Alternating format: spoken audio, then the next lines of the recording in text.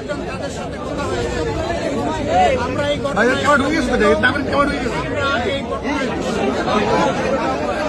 ঘটনায় যে সমস্ত কাপুরুষরা ঘটিয়েছে আমরা তার তীব্র নিন্দা জানাই এবং আমরা চাই অবিলম্বে কাপুরুষদেরকে খুঁজে বের করে শাস্তির আওতায় আনা হবে।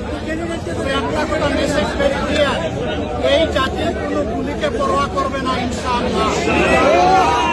করে না, কেউ যদি আবার নতুন করে ফ্যাসিজম বা সন্ত্রাসের রাজত্ব বাংলাদেশে কায়েম করতে চান তাহলে খুব দেরি হবে না, যথাযথ জবাব পেয়ে যাবে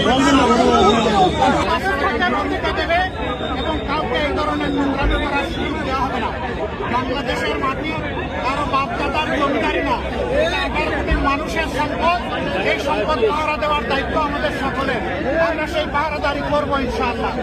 আমরা এই সমস্ত হত্যা চেষ্টা যারা চালিয়েছে তাদেরকে অবিলম্বে খুঁজে বের করে শাস্তির আওতায় আনার জন্য সরকারের প্রতি আহ্বান জানাচ্ছি।